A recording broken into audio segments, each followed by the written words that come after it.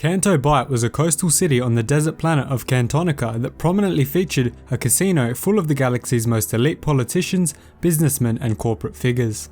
Although the planet where Canto Bight is located might seem like a boring planet devoid of anything valuable to the rebels, there may be a much more sinister reality behind the casinos of Canto Bight. What if Canto Bight was actually a former Sith planet that aided in the formation of the Galactic Empire?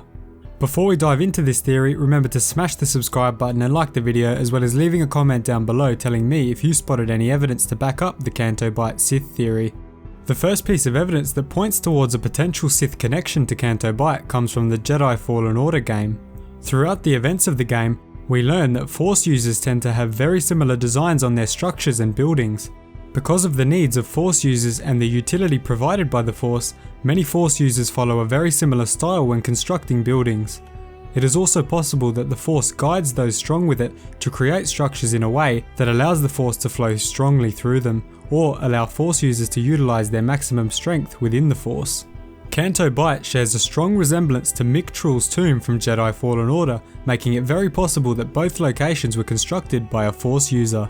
On top of that, the structure on Canto Bight shares strong similarities with the Jedi Enclave Temple on Dantooine from the Knights of the Old Republic game and the Jedi Temple on Coruscant. All three of these structures have deep connections to the light side of the Force, being built for use by the Jedi Order. It is possible that the casinos of Canto Bight originally served as a temple or outpost for the Jedi Order prior to the time of the High Republic, or even during that period. With the upcoming release of the new High Republic era storylines, we may get a glimpse into the ancient past of many planets, including the one that hosts Canto Bight's casinos. We learnt in the Darth Plagueis novel that Plagueis had a strong affinity for politicians and gaining influence with important figures in the Republic. He indulged in the luxury of the upper class on Coruscant, hoping to make connections with the most elite politicians and businessmen on the planet.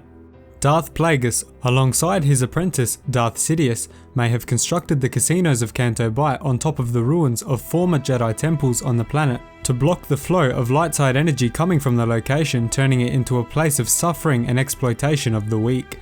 As a Sith Lord who enjoyed luxury and created a network of friends with political and business power, Plagueis and his apprentice would have had more than enough capital to begin a casino on the planet.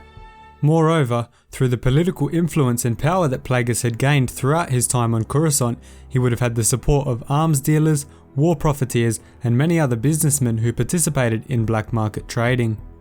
The reason for creating a casino of all things on Canto Bight comes from a core value of the dark side of the Force, profiting off the suffering of weaker individuals.